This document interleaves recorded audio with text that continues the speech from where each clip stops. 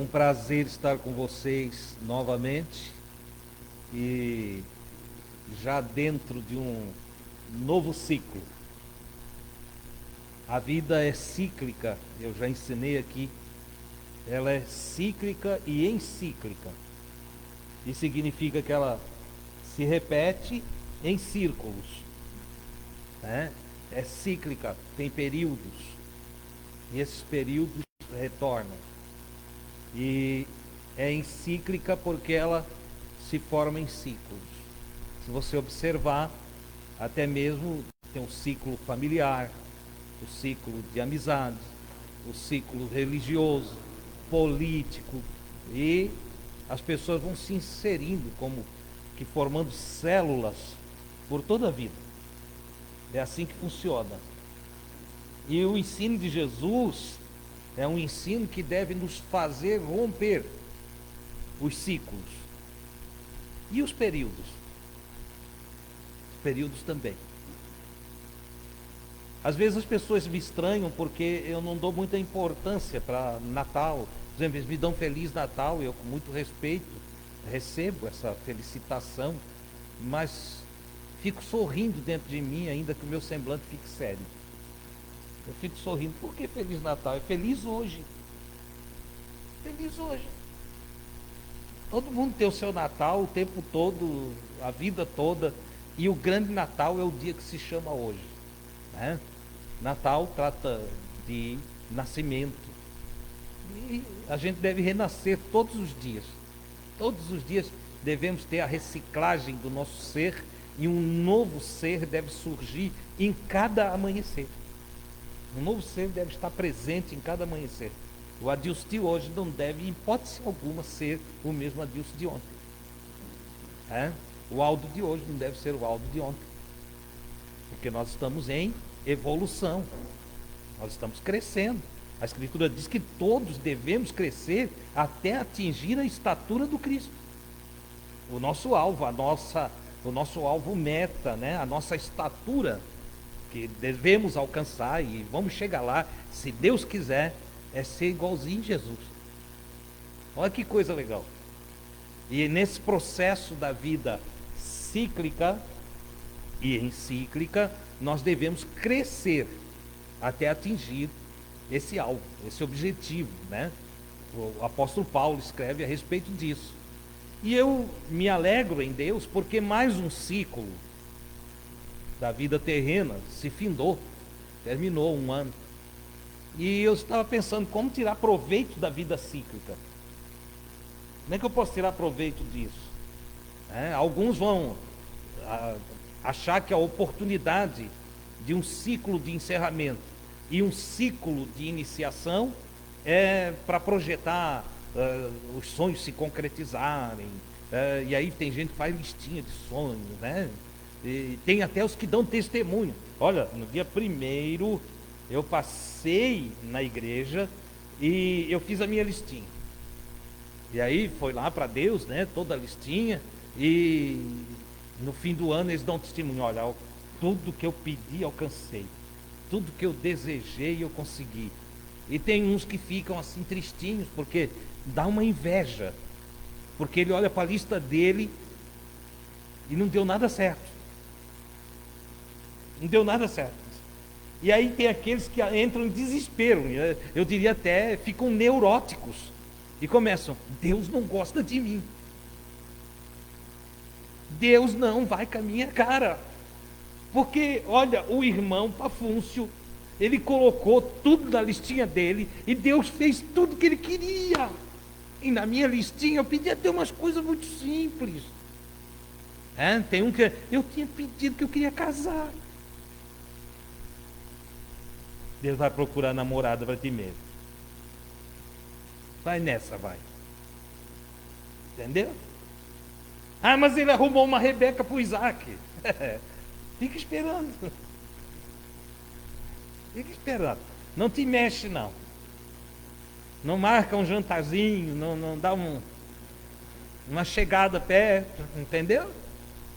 Fica orando, fica. Você entendeu, né? Então, as listinhas, elas vêm aí no início de ano. É melhorar a casa, melhorar, e vem os propósitos também, e vem aquela balela de sacrifícios também, entendeu? É interessante que a mesma igreja que canta que tudo que Jesus conquistou na cruz é direito nosso, é nossa herança, é a igreja que faz sacrifício para conseguir mais coisas. Totalmente incoerente com o ensino do Evangelho. Não é verdade? Tudo que Jesus conquistou, o que ele conquistou, afinal de contas, mano?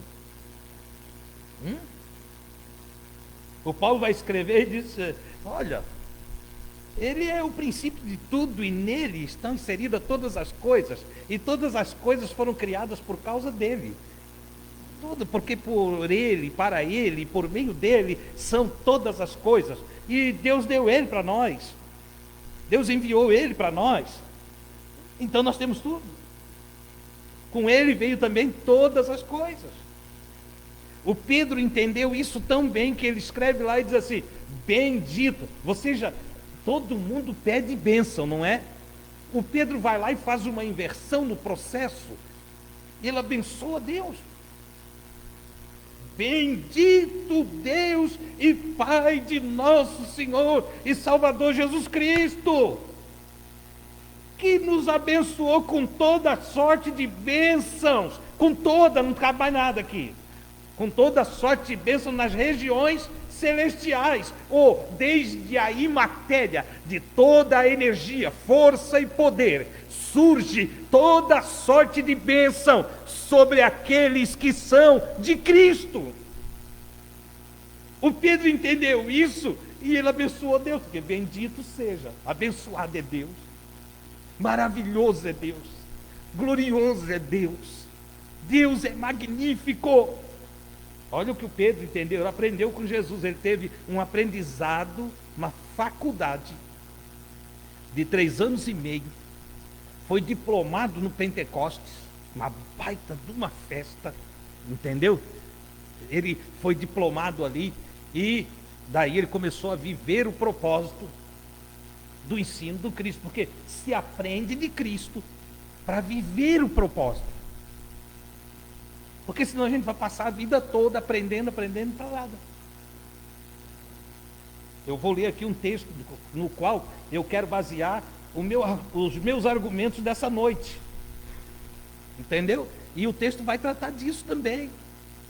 Mas então, observe que coisa maravilhosa. Em Deus temos tudo. Não precisa fazer sacrifício. Não precisa pagar preço. Irmão Deus, mas se a gente não pagar o preço, o preço que Jesus pagou não foi suficiente. Jesus pagou o preço por nós, nenhum de nós estava apto a pagar o preço. Nós estávamos sem, se comparar a valores monetários, nós estávamos sem recursos, estávamos falidos, todos estávamos devendo para Deus. Até que chegou Jesus, e Jesus veio sem dever nada, pelo contrário, enriquecido de graça, enriquecido de poder, enriquecido de sabedoria, enriquecido de misericórdia, enriquecido de amor, enriquecido de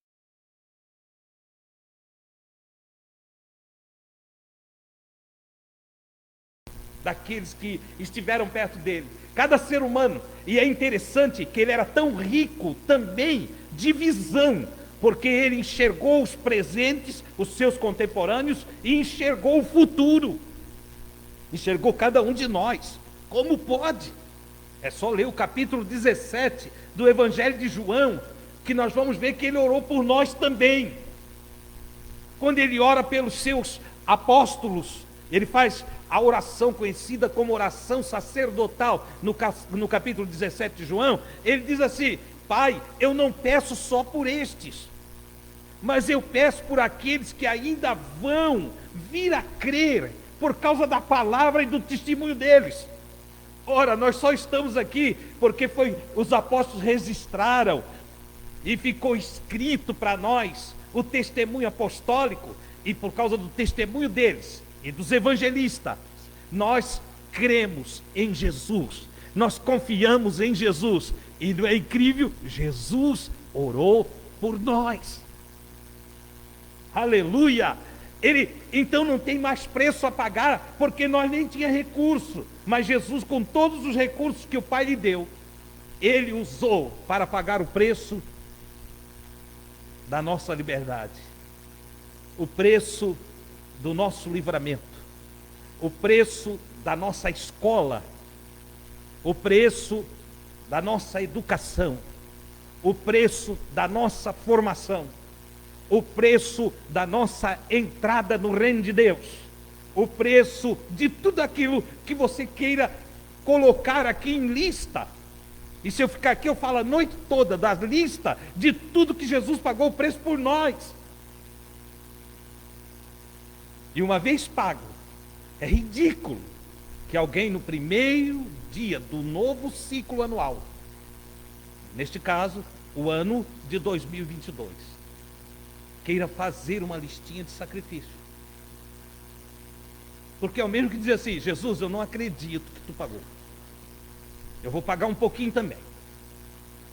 Jesus, eu catei latinha nas vias da vida espiritual. Eu cato latinhas na minha consciência mental. E então eu vendo essas latinhas, Senhor, eu tenho uma migalhinha, e eu quero ajudar você a pagar o preço por mim, Jesus. Que ridículo, que descaso, que ingratidão. Amigos e amigas, tudo que nós precisamos fazer é aceitar o que Ele fez. O que nós precisamos fazer é aceitar, é receber. Jesus, tu tens misericórdia de mim, tivesses misericórdia de mim, e eu aceito a tua misericórdia. Jesus, tu me amas, e eu aceito o teu amor. Jesus, tu é tão bondoso para comigo, e eu aceito, eu recebo toda a tua bondade. Jesus, tu fizeste de tudo para que eu seja feliz. Sabe de uma coisa, Jesus? Eu vou ser feliz por causa de tudo que tu fizeste. Oh, aleluia! Jesus, tu trabalhasse para arrancar de mim os medos. Sabe de uma coisa? Eu vou viver cheio de coragem, de confiança. Oh, glória a Deus, eu vou trabalhar, eu vou me esforçar, eu vou planejar, eu vou calcular, eu vou idealizar a minha vida, e por tudo que tu fizeste por mim, eu vou fazer o melhor do melhor, e viver o melhor do melhor, nesta terra, em testemunho da tua graça sobre a minha vida. Isso é extraordinário, irmãos. Então, entramos em um novo ciclo da vida cíclica, e neste novo ciclo devemos nos comportar como verdadeiros cristãos, não cristãos de palavras, aquele que só, eu sou cristão, mas não compatibiliza a sua vida com o seu cristianismo. Eu amo Jesus, mas eu ando diferente de tudo que ele ensina, então eu não sou nada. Mas nós devemos aproveitar esse novo ciclo. Deus nos permitiu entrar nele, certo? E vamos viver então a plenitude da vida cristã, a plenitude de tudo aquilo que Jesus conquistou para nós, e que tornou-se direito nosso. Não merecíamos, não tínhamos o direito, mas Ele conquistou. Ele conquistou pela sua obediência, conquistou pela justiça de Deus sobre a sua vida, conquistou pelo poder e força do Espírito Santo que repousou sobre ele, conquistou pela sua dedicação e amor para com todo o seu próximo, e assim agradou a Deus e alcançou de Deus um nome que é sobre todos os nomes, para que ao nome de Jesus todo joelho se dobre. Aleluia. Esse dobrar-se do joelho aqui é que todos se inclinem diante do Rei dos Reis e Senhor dos Senhores, que todos reconheçam que Jesus é Senhor.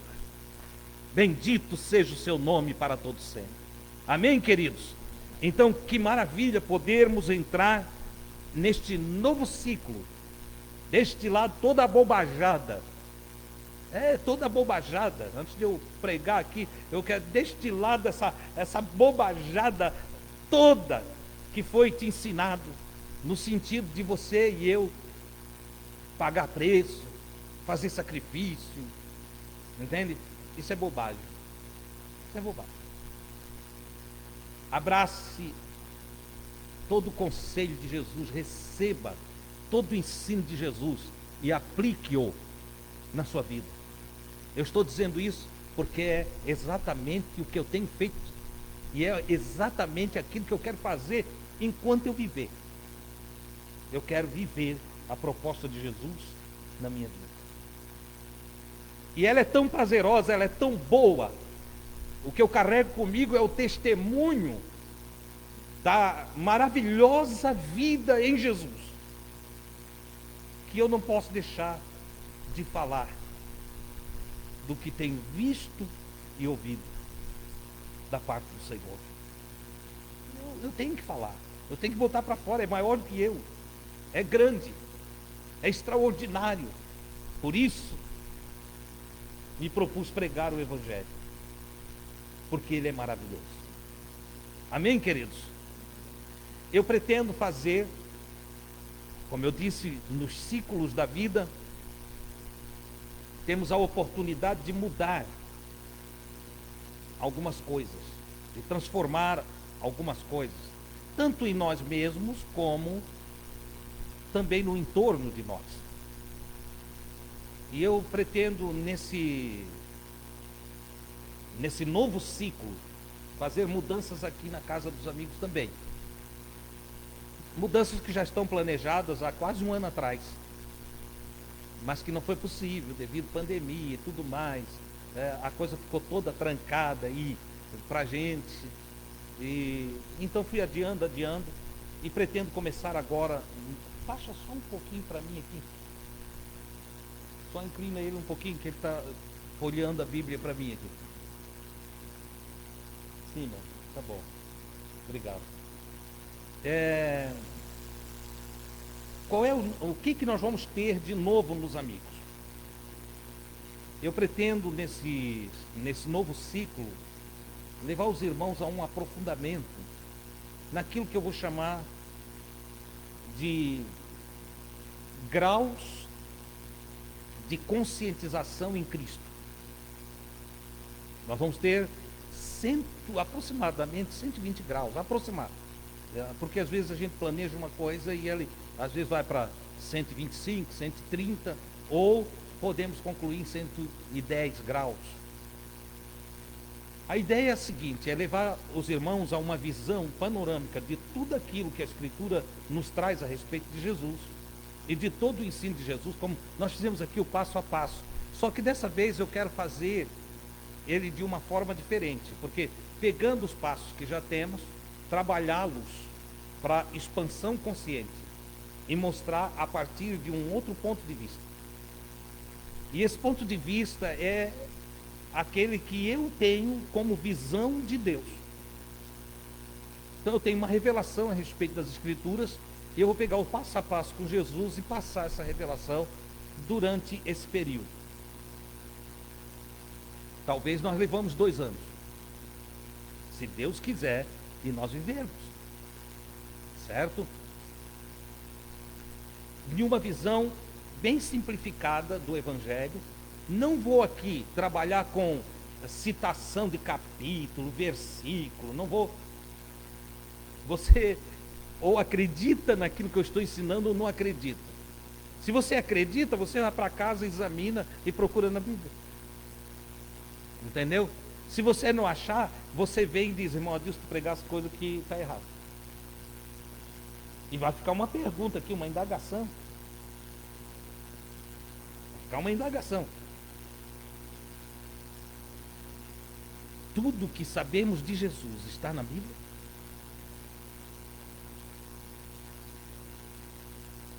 Ou tem outros materiais que também falam dele? Para a nossa escola, Seria a Bíblia a única fonte de informação a respeito de Jesus?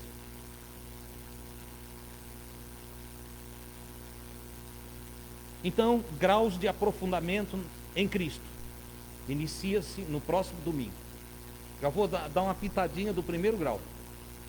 O primeiro grau de aprofundamento em Cristo é aprender a reler a Bíblia. A ler. No nosso caso, reler porque já lemos. Entendeu? Então, aprender a ler a Bíblia. De que forma eu devo ler a Bíblia? Neste mesmo grau, como eu devo iniciar meu dia e a leitura bíblica? Vamos aprender isso, se Deus quiser. Então, de hoje, para o ciclo que Deus permitiu alcançar, e que vocês quiserem acompanhar comigo, nós vamos fazer uma viagem em toda a vida de Jesus. Como eu disse, eu vou evitar o texto, eu vou trazer daquilo que já está em mim. Eu tenho muita dificuldade quando eu vou escrever, porque daí eu quero ler aqui, quero dar os pormenores, e acaba que aquilo que eu posso entregar em 30, 35 minutos, acaba em 1h30, 1h40, porque eu vou para os detalhes, e eu não vou mais trabalhar os detalhes, porque agora você já conhece os detalhes. Então eu vou trabalhar a expansão consciente, aquilo que ele está trazendo e o efeito daquilo em cada um de nós. Por que dele falar aquele negócio? Qual a abrangência deste ensino dentro da vida prática diária? E assim eu vou concluir com rápidas palavras, entende? Pretendo fazer em pequenas porções, e quando concluirmos, escreve-se um livro a respeito. Ok? Repartindo do Jesus que há em mim com você. Vou repartir da vida cristã que absorvi, da luz e da graça divina sobre a minha vida com você. Se você quiser, não falte nenhum domingo, certo? Qualquer dúvida que ficar dentro do processo, é só você me perguntar. Você vai ter o meu WhatsApp, ou o meu número de telefone, você pode ligar para mim, você pode marcar um momento comigo, ou você pode simplesmente tirar essa dúvida através do WhatsApp. Eu mando a mensagem para você, ok?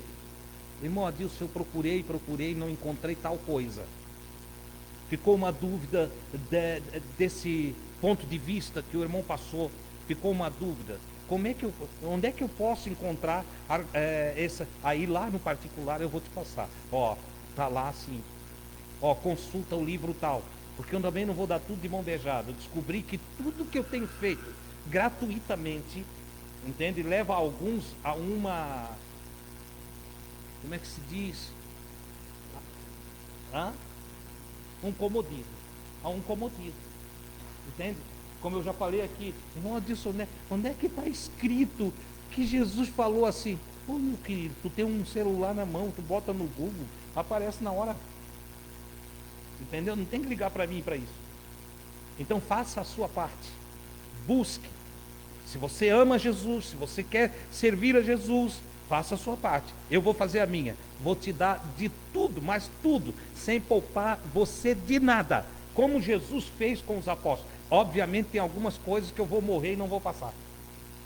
E não é por minha causa. É pela dificuldade de absorção que a maioria tem. Você sabe que Jesus foi embora da terra e não pôde falar tudo que queria. Está escrito. E eu vou começar fazendo como ele. Está escrito. Onde, irmão Adilson? Procura. Entendeu? Eu estou falando para você que está escrito. Certo? Que ele falou, olha, eu muito mais coisa tinha para vos dizer, mas não posso falar. Porque não suportais. Nem tão pouco agora ainda suporteis. Já estava no finalzinho, ele estava acabando a faculdade de ciências teocráticas. Olha, ele estava acabando a faculdade de ciências teocráticas, tinha ensinado tudo a respeito de Deus, mas eles não conseguiram absorver uma boa parte, e ele disse, eu tenho que ir embora, está na hora de ir embora, e vou esperar que o Espírito do Pai oriente vocês, porque vocês não conseguem absorver agora, tem dificuldade de evoluir. E por que eu estou fazendo essa mudança e estou partindo para esse plano? Porque eu estou incomodado há 5 anos. 5 anos eu venho conversando com o irmão Jair e com outros irmãos, de que é essa a minha missão? Falar há 17 anos com um grupo de pessoas que ficam acomodadinhas, sossegadinhas, e que não transformam isso em prática de vida? É essa a missão? Não, não é essa a minha missão. Eu preciso, antes de ir embora daqui, formar pessoas que estejam aptas a passar Cristo para os outros. Formar pessoas que absorvam o ensino e leve esse ensino para a prática. Olhei aqui para o meu irmão Marcos e lembrei, já pensou você fazer a faculdade de medicina, a residência e depois ir trabalhar vendendo cachorro quente? Nada contra os que vendem cachorro quente, mas para que aquilo tudo? E o investimento? As igrejas têm feito isso, porque nas igrejas, na instituição religiosa, há um interesse que você esteja presente a vida toda, porque eles visam alguma coisa de você. E o que eles visam é prendê-los ali, para que eles possam abastecer seus cofres. Não é essa a minha missão. Não é essa. A minha missão é fazer com que pessoas se aproximem de mim e elas possam ser formadas. Eu tenho alguns discípulos, não só aqui, mas em alguns lugares, eu tenho discípulos que fazem a obra, que realizam a obra. Enquanto falo aqui, lembro-me do meu irmão Edevir, um agricultor, que tiramos ele do meio da roça e começamos a trabalhar ele durante 1 ano e meio. E quando fez 1 ano e meio, o Edevir assumiu o meu lugar. Tornou-se um pastor e desenvolveu-se no ministério de uma forma muito linda. É isso é o que vale. Eu não pretendo ter multidões em volta de mim, mas eu preciso que aqueles que estejam próximos a mim sejam formados no Evangelho de Jesus, entendam a proposta de Jesus, saibam o porquê de Jesus, quais as intenções de Jesus. Jesus veio aqui com um método, ele veio com um currículo, ele teve um ensino que teve começo, meio e fim. Ele pegou pescadores lá da beira-mar, trouxe para a sua escola, formou esses pescadores e esses pescadores transformaram, revolucionaram o mundo de sua época, está escrito.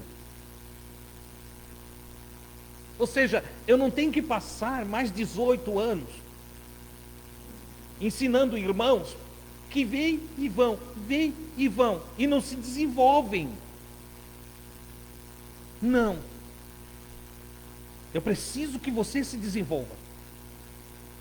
O nosso chamado é para um desenvolvimento. Por isso, graus de evolução consciente em Jesus. É isso que nós vamos tratar aqui. Pegar tudo que já sabemos e agora no intensivão. O que eu faço com isso? Como é que eu aplico isso? Entendeu? Que Deus nos abençoe em todo o tempo que Ele nos der para vivermos juntos. Quanto ao ano que se inicia, eu ainda lembro do que falei o ano passado aqui, no primeiro dia do ano, assim como hoje, a primeira reunião do ano. Eu falei aqui que ia profetizar naquele dia, que nesse ano que estávamos entrando, que seja o ano passado, haveríamos de sorrir e de chorar. Você lembra disso? Falei que nós haveríamos de ter verão, inverno, outono, primavera. Não foi assim? Falei ainda outras coisas aqui. E é nesta linha de pensamento que eu quero ler Eclesiastes, capítulo de número 1, versículos de 4 a 9. Disse o professor, o sábio, capítulo 1, versículos 4 a 9. Uma geração vai e outra geração vem, mas a terra para sempre permanece. Nasce o sol e o sol se põe, e apressa-se e volta ao seu lugar de onde nasceu. O vento vai para o sul e faz o seu giro para o norte. Continuamente vai girando o vento e volta fazendo os seus circuitos. Todos os rios vão para o mar, e contudo o mar não se enche. Ao lugar para onde os rios vão, para ali tornam eles a correr. Todas as coisas são trabalhosas, o homem não o pode exprimir. Os olhos não se fartam de ver, nem os ouvidos se enchem de ouvir, ou se fartam de ouvir. O que foi, isso ou há de ser, e o que se fez, isso se fará, de modo que nada há de novo embaixo do sol. Não é interessante? Tudo que você já viu, tudo que você já passou, tudo que você já sofreu, tudo que já alegrou você, tudo que você já fez, tudo que aconteceu ao longo da sua vida, não será diferente desse ano. Ah, irmão Deus, mas eu já fui pobre e agora eu estou riquinho. E daí? Você já se deu conta que pode ficar pobre? Deus me livre de eu ficar pobre. Por quê? Qual é o problema? Você não lembra de onde vem? Ah, irmão Deus, mas agora eu não tenho como ficar pobre. Claro que tem. Tem. Conheci um homem muito rico que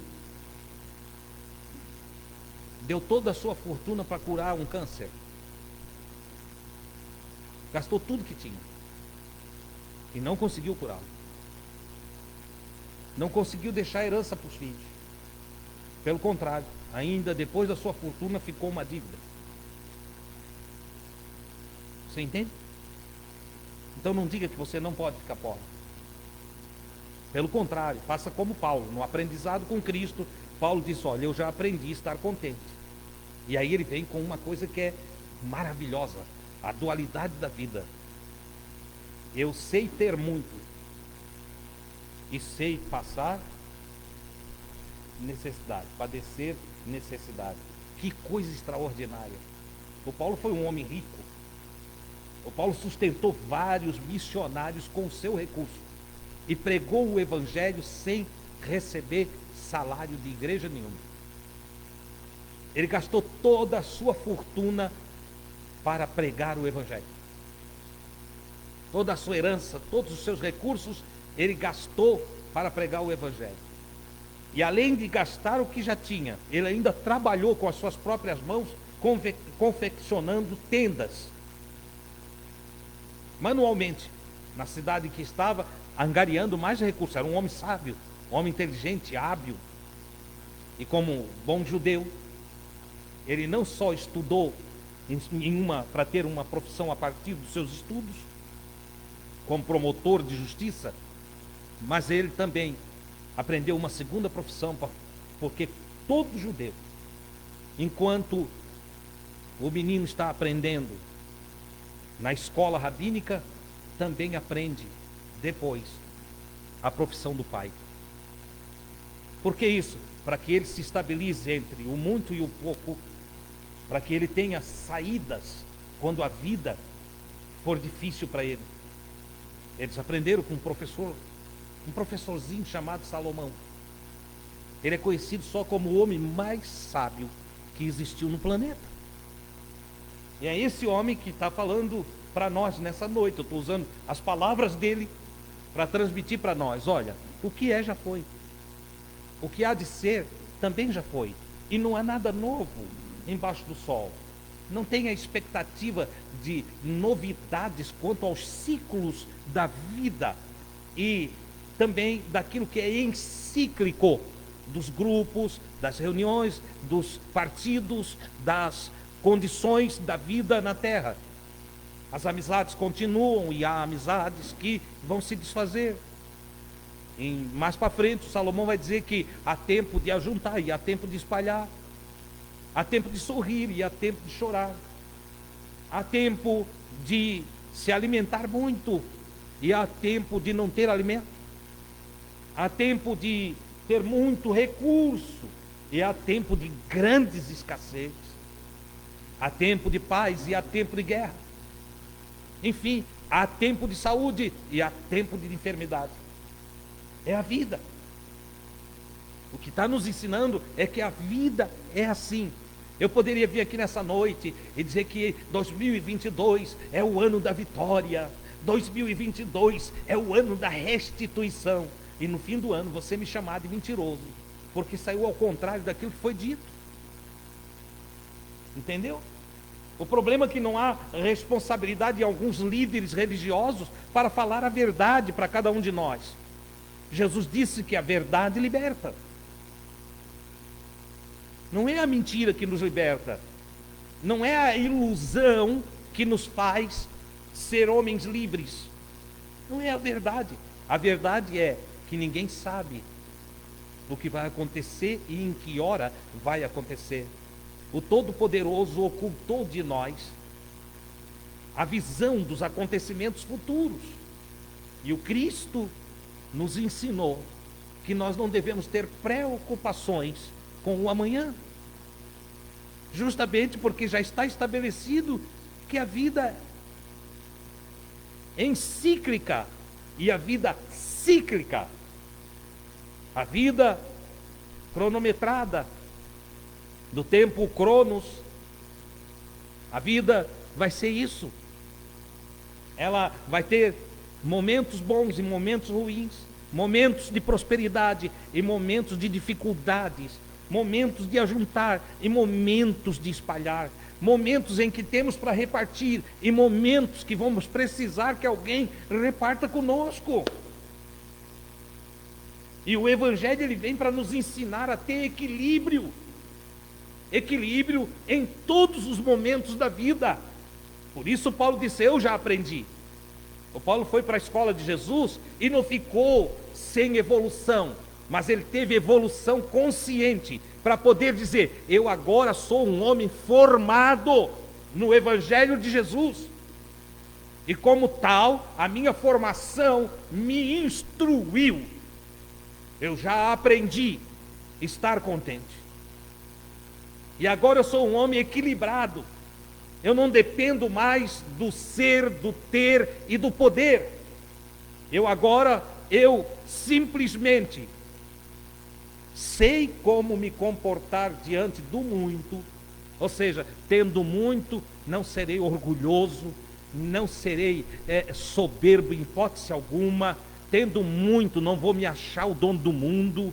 Tendo muito, não vou desprezar pessoas. Tendo muito, não vou me esquecer das minhas origens. Tendo muito, eu não vou rir de quem não tem.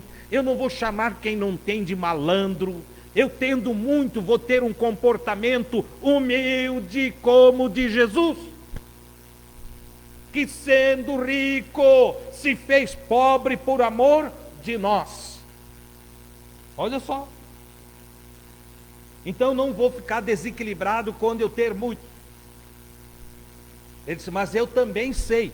Olha só, ele aponta as pessoas que não sabem ter. E ele diz: eu já aprendi a ter, eu sei ter.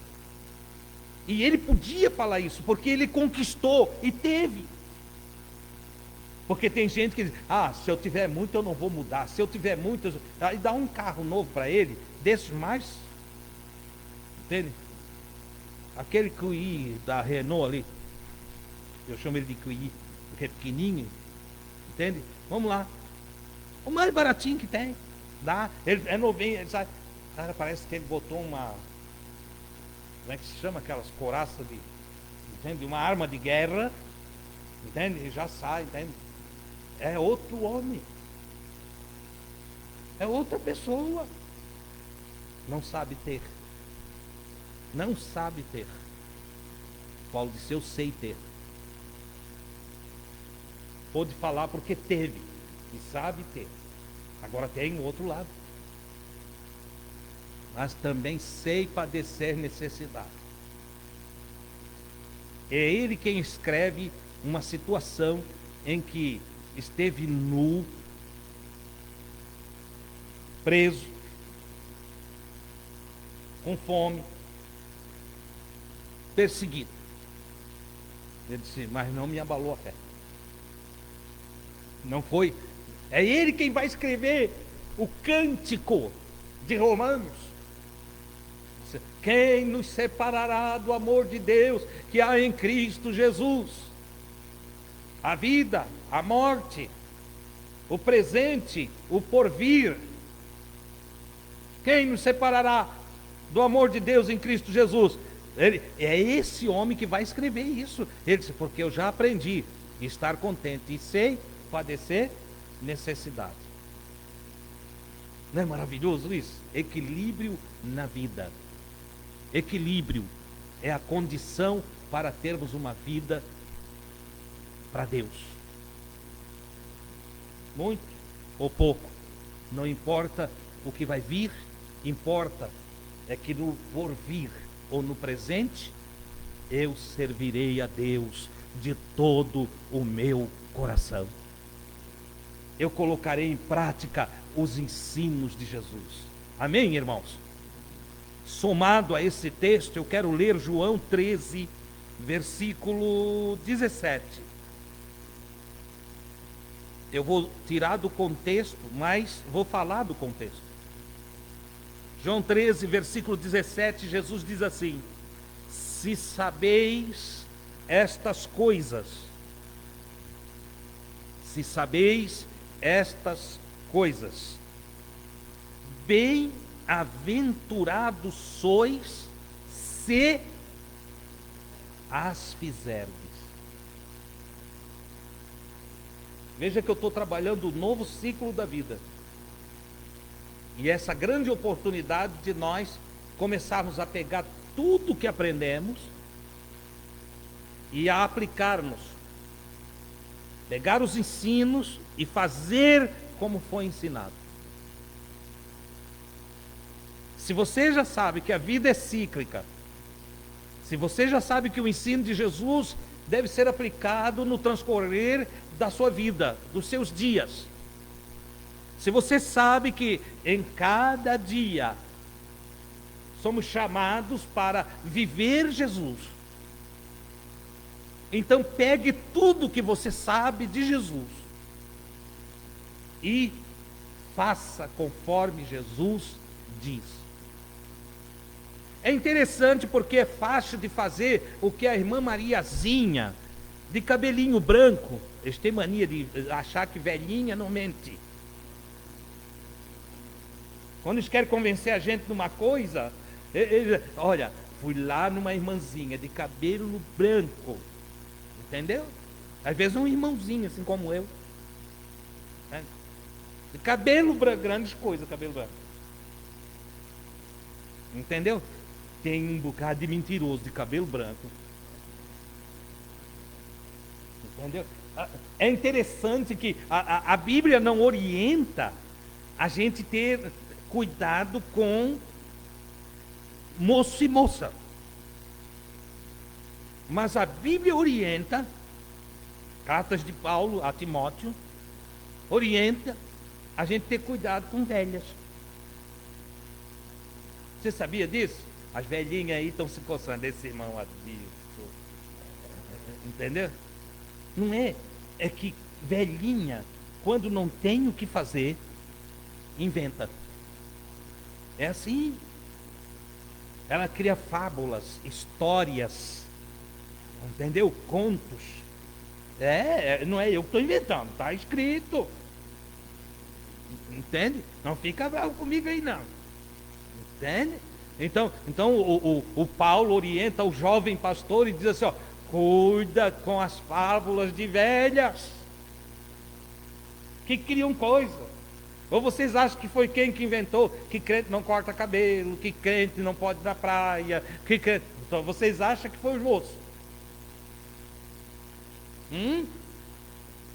Eu lembro de uma época que as meninas iam tentando encurtar a saia, né? Porque era a época da mini saia e na igreja a gente tinha que usar tudo na canela. E aí só se via, irmã, um dia aparecia, cada dia a saia parece que encolhia. Sabe aquele tecido que lava e encolhe? Tu lembra disso, Simone? Entendeu? Aí vinha já as velhinhas, entende? Que não estavam vigilantes. Eu estou falando de velhinha que não aplica a palavra de Jesus. E que não estava vigilante e já ia no pastor. E o pastor também não vigiava. Porque o que o pastor devia fazer? Cuida da tua vida. Não, mas aí o pastor já ia lá procurar o pai da moça que estava com a saia muito curta. Entendeu? As velhas inventavam, porque eram velhas. Aí ficava com raiva das moças, tá bonitinha. Você entendeu? E não é que o Paulo colocou isso aqui? Para a gente ter cuidado com as velhas? Obviamente eu não vou deixar só para as velhas essa noite. Eu vou falar dos velhos também. Que tem uns velhos, entende? Complicado. Eles têm visão de tudo quanto é tipo. Entende? A Escritura diz que os velhos sonharão sonhos. E tem velho que sonha mesmo. Sonha coisa ridícula. Uma vez estávamos no meleiro, vou falar da Débora agora. Chegou um velho lá que supostamente tinha ido no céu. Foi arrebatado até o céu, era um santo. Entende? Já entrava todo empinado porque tinha ido no céu e ele veio na igreja só para contar o que ele viu no céu. E eu não sei que tipo de céu que ele foi, porque mais o céu que ele foi tinha uma porção de escanim, né? Caixinhas, gavetinhas. E ele viu lá no céu dele, tá? A gavetinha com pedaço de cabelo que as irmãs cortaram, porque na Assembleia nós era de lá, não podia cortar cabelo. Então, olha só o que ele viu no céu. O céu dele era um inferno. Entende? Cheio de gavetinha. Eu disse, não, mas Deus não tem o que fazer mesmo, né? Deus não tem mundos nenhum para governar. Deus não tem... o macro e o micro do universo divino é balela, entendeu? É a empresinha do irmão Adilson ali que... entende? Edifica uma ou outra casinha, entende? O universo de Deus é isso. Porque ele não tem mais o que fazer, então ele está colecionando pontinha de cabelo de irmã que cortou o cabelo e aí ficou guardadinho nas caixinhas celestiais. Aí falou da diadema lá na linguagem do sul, entende? Era os arquinhos de cabelo que as irmãs usavam. A Débora estava com uma daquela, ficou com medo de não comer a torta da boda do cordeiro, entende? Ele, na visão dele, ele foi até lá e... Cara sacana. Diz que o anjo deu uma olhadinha para o lado, ele passou a mão no glacê da torta da boda do cordeiro. Você entende? Voltou de lá com o gosto da torta. Irmão, é coisa de velho mesmo, entende? Aposentado, não tinha mais o que fazer. É maravilhoso o velho inteligente. O velho sábio ensina gerações. O homem sábio que envelheceu é como um rei que deve ser honrado, porque ele aprimora a vida das gerações que estão por vir. Mas o velho tolo não vale nada, não serve para nada, só para incomodar os outros. A Debinha naquele tempo era tamanho da Bruna, mais ou menos, entende? Ficou horrorizada, estava com um arquinho daquele na cabeça, saiu, quebrou o arquinho, entende? Aqui depois, ela quebrou o arco todo por causa do irmão lá. Eu disse, que velho faz mesmo, é fazer criança quebrar arco, entendeu? Porque era diadema. Aí depois eu mostrei para a Débora que Jesus tem uma diadema na cabeça, entendeu? É só ler o Apocalipse que está lá. O Jesus do irmão não gostava de diadema, e o Jesus da Bíblia usa diadema. Então, cuidado com as bobajadas que vocês vão ouvir ao longo desse ano. porque vão vir muitas. Vai vir os profetas do terror, os profetas do medo, os profetas da escuridão. Vai aparecer os profetas que vão ver anticristo em tudo. Vai surgir os falsos profetas falando que vai ser destruído Itajaí com as ondas do mar. Aquela coisa lá toda vai vir. E vocês sejam equilibrados. Sejam pessoas equilibradas. Sejam pessoas centradas, inteligentes. Coloquem em prática o que vocês aprenderam de Jesus. Tá bom, mano? Pode deixar. Coloquem em prática aquilo tudo que você aprendeu de Jesus. Se sabeis estas coisas, sereis bem-aventurados se as fizerdes. O contexto em que Jesus está falando isso é o contexto quando ele está dando a última lição para o colégio apostólico. Ele está lá na ceia e ele se levantou, tirou o manto, botou uma toalha amarrada na cintura, como um escravo. Pediu para ele mesmo encheu uma bacia com água, botou perto do pé dos apóstolos e foi lavar o pé dos apóstolos. Lavou o pé. Lembram que o Pedro até tirou o pezão dele, disse: não, no meu pé tu não lava. Ele não estava com maldade, ele estava simplesmente dizendo: eu não sou digno. Para, Jesus, para com isso, agora tu vai lavar o nosso pé. É mais ou menos assim: deixa que eu lavo o pé de todo mundo aí, te assente aí que eu lavo o teu também. Mas não, Jesus estava querendo dar uma lição.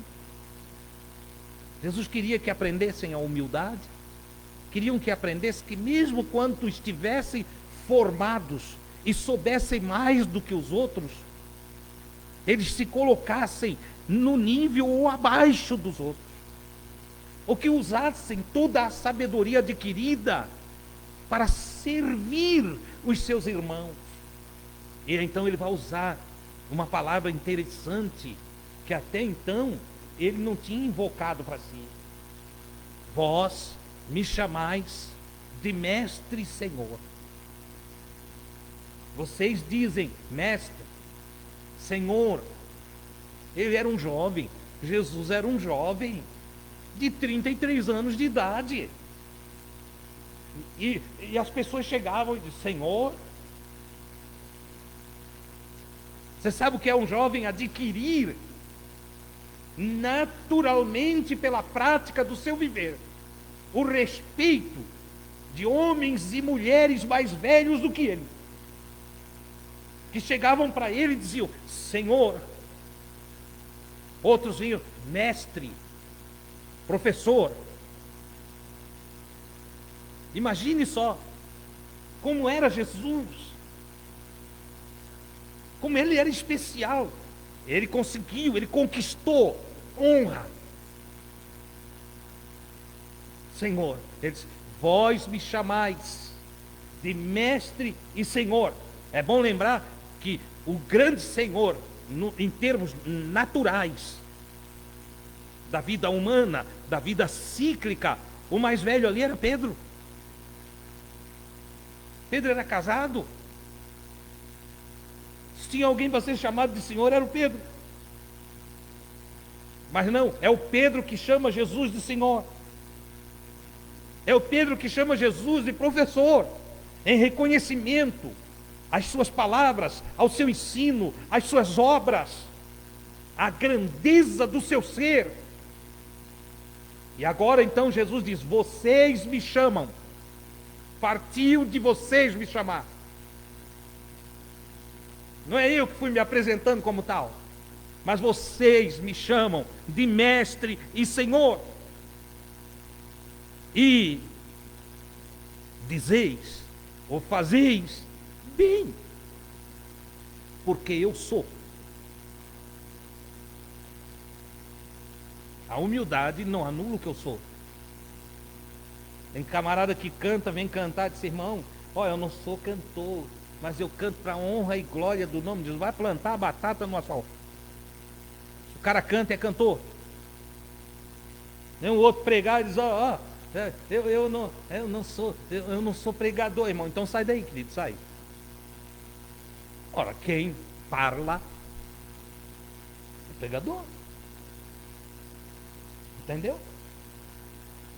É interessante, as pessoas botam uma falsa humildade diante deles, para que o povo, não, Jesus não, eu sou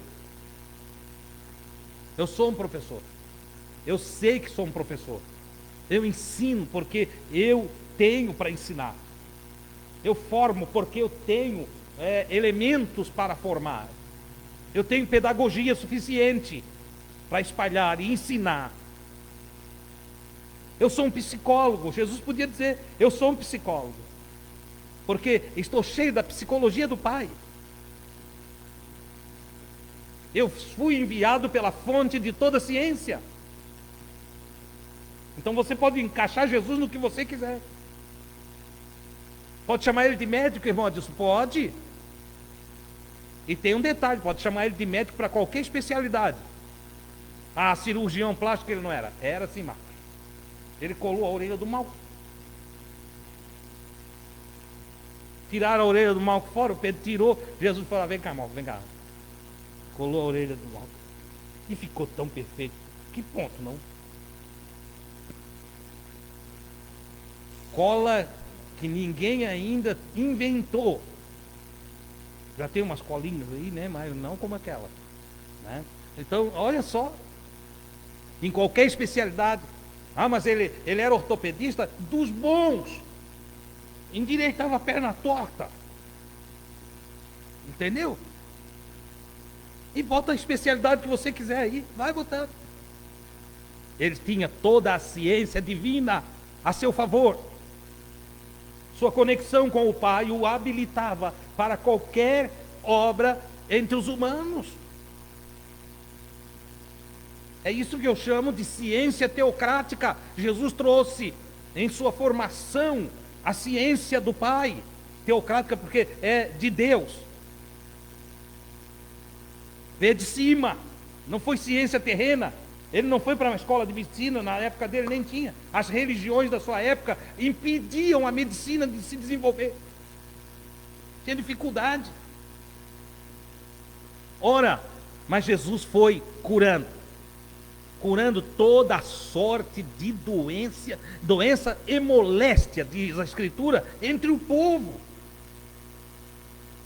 Desde uma dor na barriga, uma cólica, até a limpeza da pele do leproso, a visão de vista aos cegos, e por última instância, para mostrar mesmo que ele era ET, extraterrestre, que não era de baixo, era de cima, e que trabalhava com ciência fora do domo da humanidade, fora da natureza física e humana.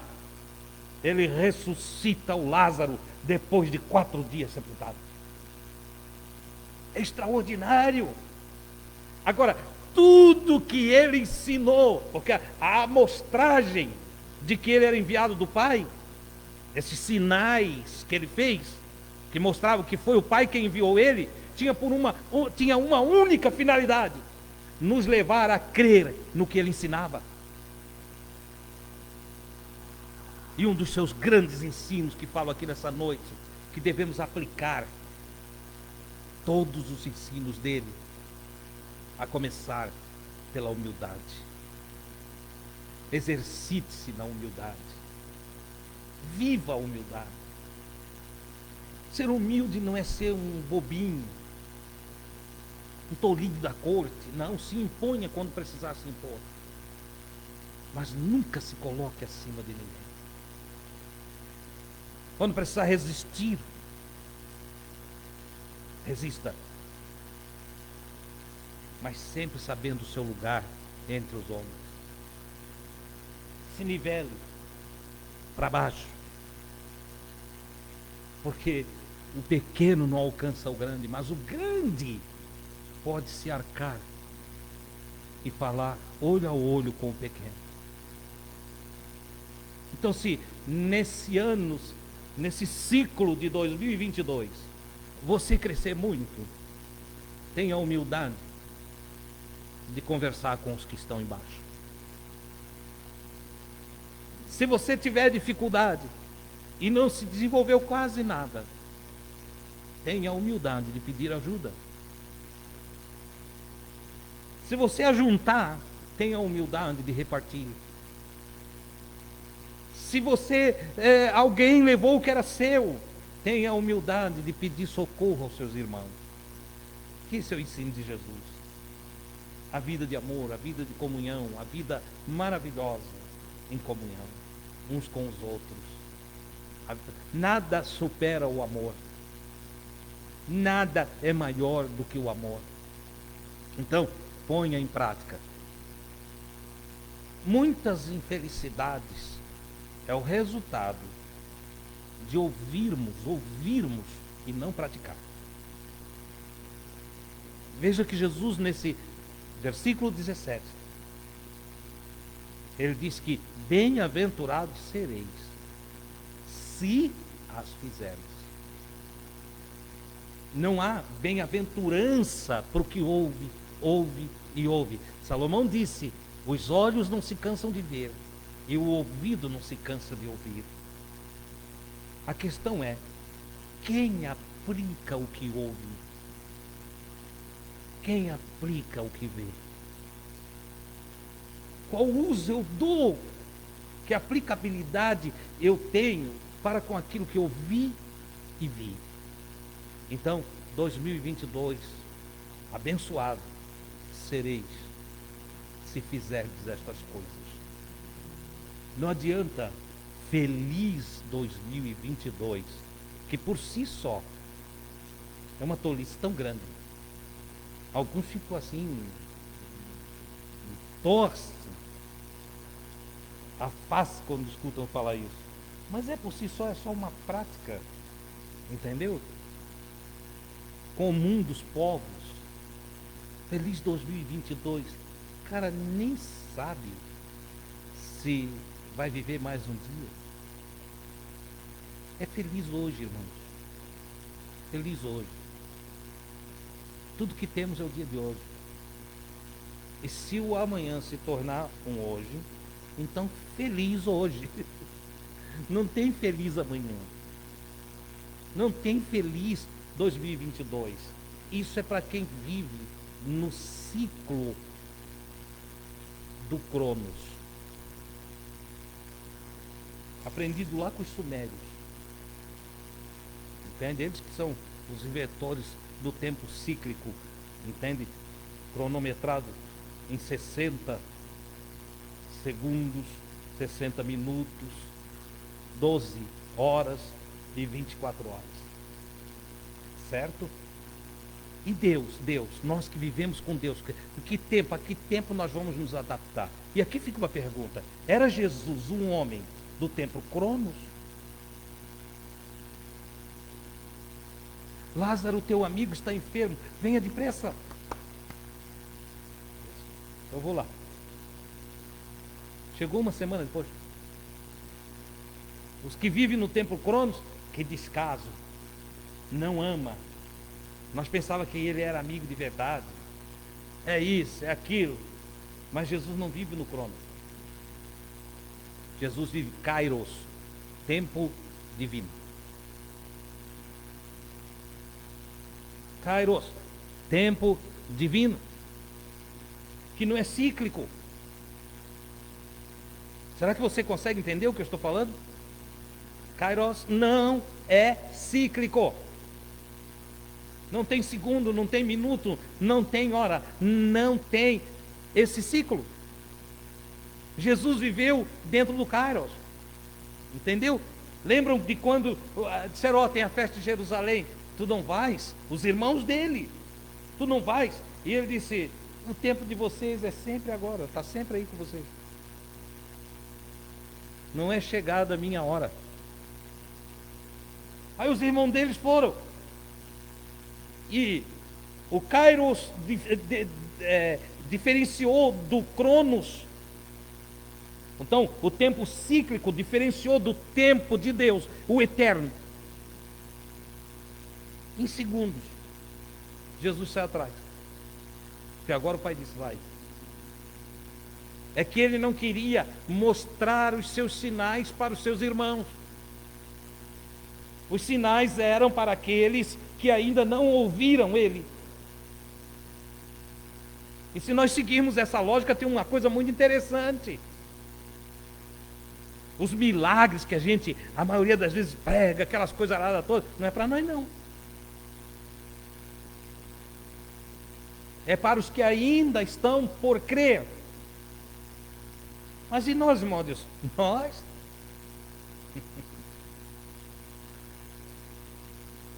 Há aqui um espaço para explicação dentro. Por que tanta oração não é atendida? Porque a gente não sabe decifrar entre um sinal e a constância da vida. Nós não sabemos sair do cíclico para o eterno. Nós não sabemos sair do Cronos para o Kairos. Ora, quem vive Kairos, vive Deus o tempo todo. E o tempo já não importa mais. O tempo não importa mais. É dentro deste plano existencial de consciência constante no divino, que já não importa o horário, não importa o dia, não importa o ano, não importa o mês, não importa. É aquele grande dia que se chama hoje. Esse é o dia do descanso no eterno. Você já leu o escritor aos Hebreus? Resta ainda um descanso para o povo de Deus, uma tranquilidade. O povo de Deus ainda pode ter tranquilidade. E isso, apesar de todo o cerco em volta. E que tranquilidade é essa, o escritor? A tranquilidade do dia grandioso que se chama hoje. Esse grandioso dia que se chama hoje, não é o hoje da nossa concepção de 24 horas. É o agora. É o agora. O agora constante de todos os tempos. O agora que me faz presente em todas as épocas, em todos os momentos existenciais. O agora que se eterniza e que não acaba nunca. O agora que me conecta entre a matéria e o espírito. O agora que me faz ser em Deus o que sou, independente se no corpo ou fora do corpo. O agora que me deixa bem iluminado, para não ter medo de nada, nada. Aonde não existe perca alguma.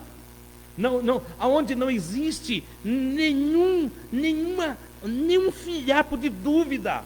Dentro de uma fé inabalável, que o escritor, o apóstolo Paulo, chega a escrever e diz que essa fé perdura para toda a eternidade, porque eles prevalecem no reino imaterial de Deus. O amor, a fé e o que mais? Esqueceram? Olha só, 3 coisas que vão perdurar: o amor, a fé e a fé, a confiança, a plenitude da confiança. Por isso que só entra no reino de Deus nosso Senhor aquele cuja confiança é firme. Eu falei várias vezes do grego para o português: pistes, fidelidade, confiança e coragem. O céu não é dos covardes. Quando eu falo aqui covardes, não é covarde mesmo, não é dos medrosos. Aquele que não tiver ousadia, aquele que não tiver confiança plena, aquele que não for firme em sua convicção para com Deus, ele não adentra para esse patamar, ele fica embaixo do domo da vida cíclica. Então ele depende do Feliz Natal, Feliz Ano Novo. E ele se ilude porque vive de ilusão. Mas isso é uma matéria para outro dia. A vida de ilusão. Eu só vivo iludido. Não, olha, o pastor botou a mão na minha cabeça, orou por mim. Esse ano vai ser, ó. Aí vem pandemia. Não foi assim no ano passado? No outro ano? Ó, eu escutava na rádio, eu estava dirigindo lá, os pastores, é o ano da restituição, é o ano não sei do que, é o ano não sei das quantas, fechou uma montoeira de loja. Eu fico pensando nos empresários que creram naquilo.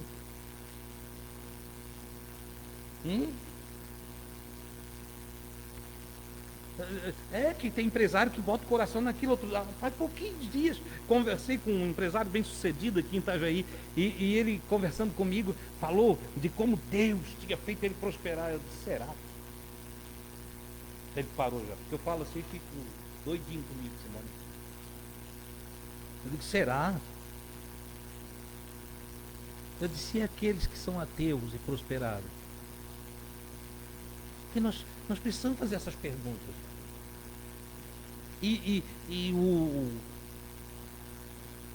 que nós chamamos de macumbeiro, que eu não gosto desse nome, mas é o conhecido, e que prosperou. E o satanista que prosperou. Responda. A vida não é como nos ensinaram. Jesus veio para nos ensinar certo. Entendeu? Jesus diz que a prosperidade de um homem naquilo que tange a vida aqui é feita com cálculos. Constrói-se uma torre, um prédio, um projeto, com estratégias de cálculos. Entendeu? Aí o cristão que não aprende, ele acha que se constrói uma torre com uma oração. Não, irmão, com jejum e oração eu estou botando essa torre para cima. Não é assim. É com calma. Qual o homem que indo construir uma torre não se assenta primeiro a calcular para ver se tem como começar e acabar, para não passar vergonha, para não fazer as coisas ser fora do seu poder aquisitivo, e aí depois fica ali inacabado e os seus vizinhos passam. Me ofereceram a estrutura de uns apartamentos aí em 3 pisos. Está lá aquilo que a gente chama de elefante branco, que de branco não tem nada. Entende? Aquilo tudo parado lá há 5 anos. Ficou onde está, não tiveram mais condição de levar para frente. Aí me ofereceram se iríamos comprar. Eu fui lá, olhei aquilo tudo, fiz os cálculos, não quero não. Não quero.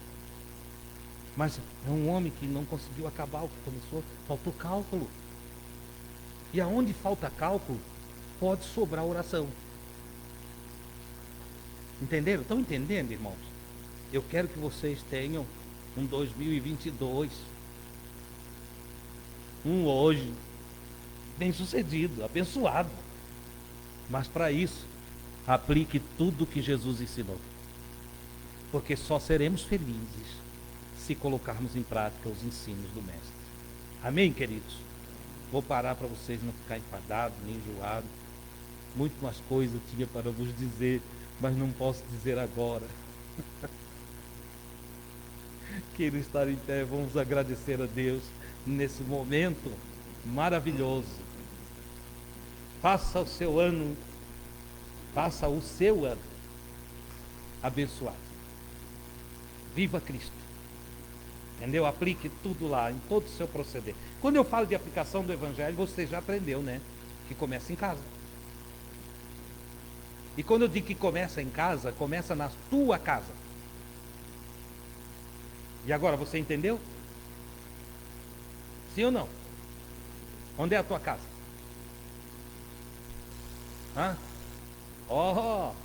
Tem uns aqui espertos. Entende? A minha casa é aqui, né? Então começa aplicando o Evangelho na tua casa. Começa aplicando o Evangelho em ti. Entendeu? Porque tem gente abençoada também que chega na casa aonde convive com outro e quer aplicar o evangelho na mulher. Entendeu? Ele é todo estragado e quer aplicar o evangelho na mulher. Tem o outro que quer, tem a mulher que quer aplicar o evangelho no marido. Né? Aplica em ti. Aplica o evangelho em ti. Tranquiliza a tua mente. Seja sereno em teu interior. Reflita tudo que você já aprendeu. E obriga-te a ti mesmo. Na expressão de Jesus, nega-te a ti mesmo. Esse nega-te a ti mesmo é obriga-te a obedecer. Impõe a você mesmo uma vida segundo o Evangelho. Depois ela vai fluir, ela vai crescer, ela vai se desenvolver, vai ficar gostoso dentro de você. E quando estiver muito bom, ela não vai se segurar em você, vai saltar para o outro. Amém? Vai saltar para o outro. E você continue vivendo e deixa fluir os rios de água viva no seu interior. Falamos com Deus.